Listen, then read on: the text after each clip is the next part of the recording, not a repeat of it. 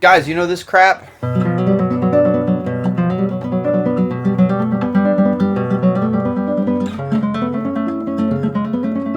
know this freaking Catedral, right, dude? So today, we're going to explore the very beginning of Catedral, and I'm going to show you how I would practice this if you're trying to improve your technique. Let's freaking go. First of all, I've got a way of doing it.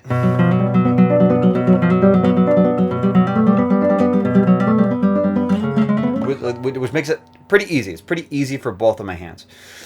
Today, for the sake of this video, I'm going to work on, I think, a kind of more, probably this is usually what people teach or usually how people learn it, which I think is quite difficult. And I actually have a technical deficiency here. So you can see the way that I actually break this down, the way that I'm actually going to practice this stuff. And by the way, if you want to get freaking sick at guitar, I've got a free right-hand course down below, totally free. It's 7 hours. It's awesome. I could charge for it, but I'm not. So check it out. Link in the description over at my free school, along with all of my tabs, totally for free. Go grab them. But for the Catedral, let's do this fingering, which I'm less adept at, which is P M. I'm going to talk about right hand for a second. P M I, hammer on, M I A. Oopsies. A I M I. A-I-M-I, right? So it's basically P-M-I, and then it's a bunch of M-I-M-I, and then an A at the top. This is the way that a lot of people do this. I suck balls at this. So the first thing you want to work on is making sure you're doing the correct motions of the hand that you're currently working on, and I always recommend that you break something down right hand first. There's a few reasons for that. Number one, the right hand is the one that makes the sound. Okay, so you can work on it right hand alone. It's very easy to. Now, if I combine my left hand and my right hand at the onset, a lot of times the problem is you don't know what the problem is. Okay, so if you can just work on one hand, we can just work on the right hand and get that exactly how we want it. The speed, the feeling, super relaxed, super consistent with just the right hand. Then we can layer on the left hand, work on the synchronization, and we'll know that there's a pretty good chance that we're going to continue doing really good reps with this hand. Okay, so there's a bunch of reasons why I think it's best to work on right hand first. I always do it. I think it's a really good idea. So let's just break this down only right hand for just a second. So we got the P and the M and the I, and then let's see if this is a problem. P M I. Because this is how you have to break it down. P-M-I.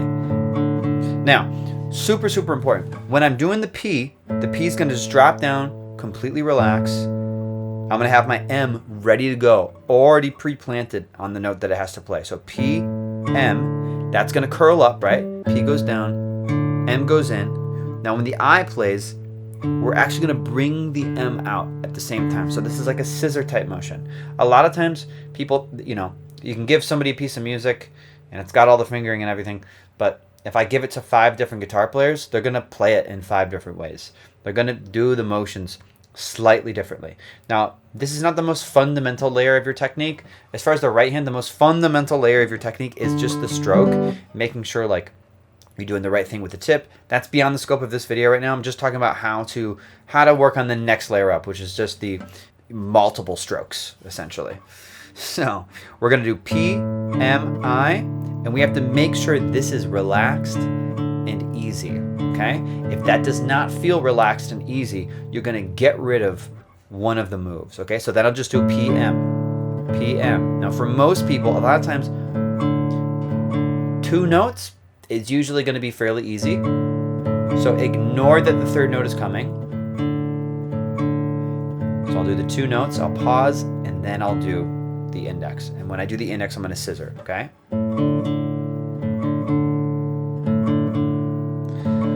Now, when you're working on technique like this, when you're solving little tiny problems to meaningfully push your guitar playing forward, and this is how you do it, by isolating, playing less. Everyone's playing too much stuff.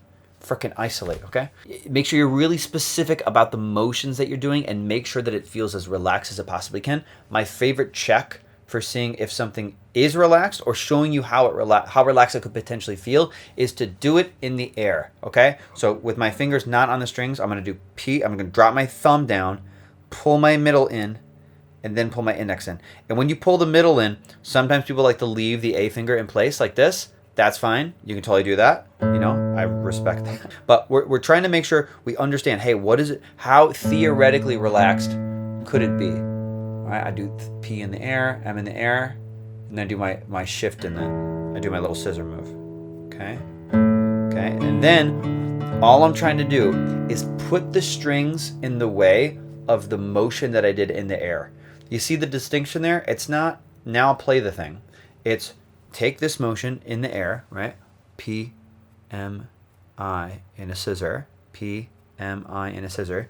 And I put it actually on the strings. Or I put the strings in the way of that motion. Now what you'll find is when you try to do that on the strings, you will compromise it. Okay? You'll do something slightly different. Your fingers will tense up. So you have to do a couple. Try a couple. Just the P and the M. Then relax and chill out. Wait about 10 seconds or so. I want you to be basically injecting at least as much rest as the amount that you're playing. Okay? Sometimes even more is better. Even more rest. Okay? For stuff like this. Okay, that's the move. Boop, boop, boop, boop. Just that. Boop. M goes, I goes. Okay? I need to alter my position a little bit. I'm realizing I'm not in an optimal position. That's another thing you have to think about is I was too rotated this way.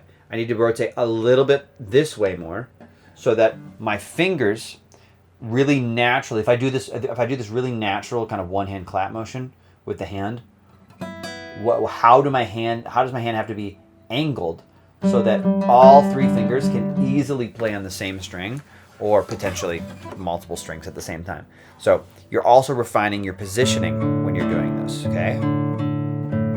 And you might literally do this move, PMI, you might do it for a week.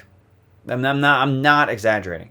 You might take this move, we might combine it with just a left hand thing as well. Go back and forth between those. That's also a really efficient way of doing things, trading off hands.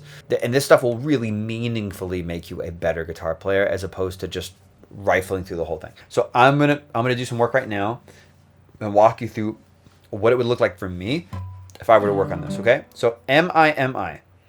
Is this a problem? Let me see.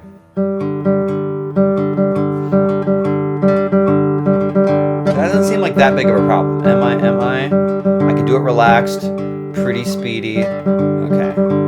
Now for you, this might be really, really difficult. In fact, even just M-I-M, that might be extremely difficult for you. If it is, if you can't do it at the speed you want, with the feeling you want, which is as relaxed as you can, and remember, doing it in the air will show you how relaxed it could feel. I promise, it can feel that relaxed if you do that, okay? Well, okay, it might be that you need to work on that. For me, I think I need to work on this. Let me see. Let me try M-I-A really quick. Actually, that should be I, right? M-I-A. So I could absolutely work on this M-I-A thing. 1,000%. Missing in action, dude. You also have to think about the timing of when you're retracting fingers or when you're allowing them to return to position.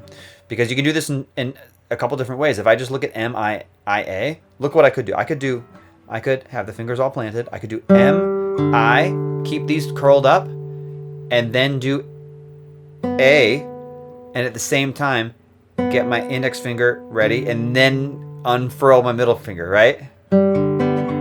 Right, that's a version of it. Or I could do this. I could do M, and then when I do I, when I go to here, I open up my hand and allow my A finger to come into play. Or it's already there, right? It's already chilling here. Maybe it's literally already sitting on that string. There's so many different ways. And I think it's probably better to pre-plant, if you can. So I think probably, actually this feels kind of awkward, right? Hold on, let me see. Because if I pre-plant here, if I have this A finger up here already, actually that feels pretty good.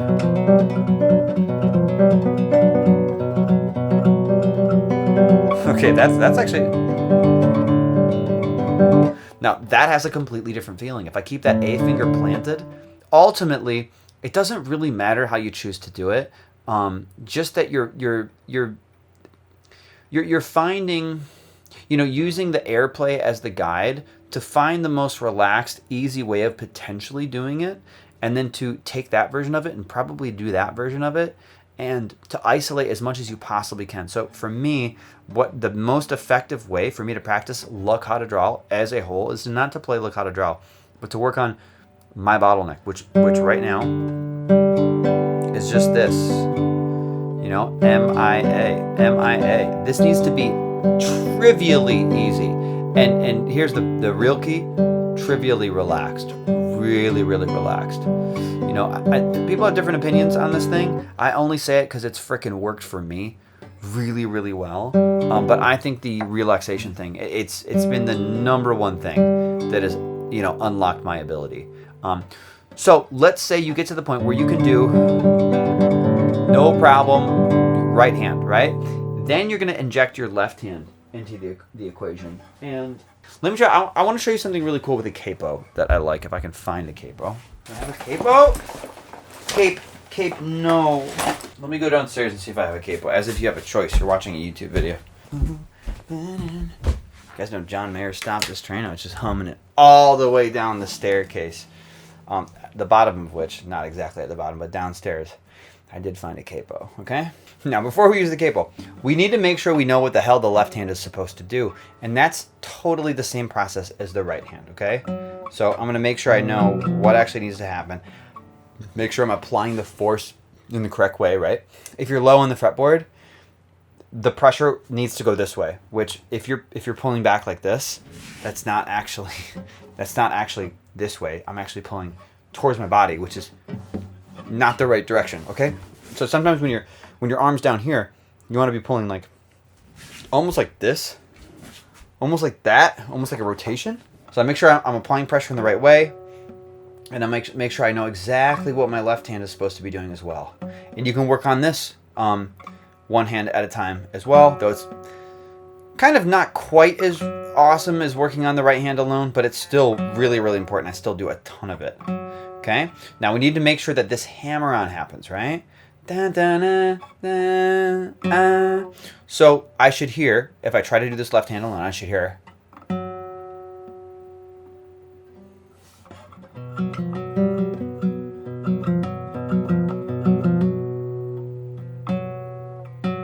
Now, check this out. Let's say you think you can do it with your left hand as well.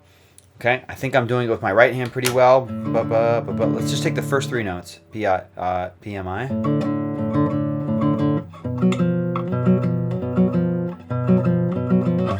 What you can do is take a capo, split the guitar down the middle. Okay, so now I'm separated basically. I can do stuff with my left hand, and when I make the movements on my left hand, I'll hear it more. Listen. Helps with the rhythm of working on stuff for the left hand, right? But then also, when I play with the right hand, if I'm making it sounding good, if I'm making it sounding good with my right hand, when my left hand is not involved, but then when I add my left hand over here, and you're hearing something bad happen with your right hand, well then guess what? Part of your problem is not that your hands are not synchronized. It's that when you load your nervous system up with both hands, this hand starts to suffer, okay? Which means this hand is not ready, right? We need to make sure that this hand is ready. And part of the reason I spend so much time with the right hand is that it's kind of the only way to build one step at a time. If I can really solve that, hey, when I got my left hand involved, let me see. So I wouldn't move on from this, by the way, yet. I would keep on drilling this. I would take a break, and I would go back to being isolated, right?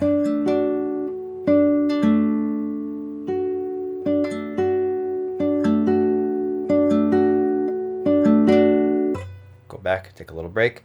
This is how I want you to work on your technique. It's so freaking important. But let's say this is working good. I feel like this is working good on its own, and maybe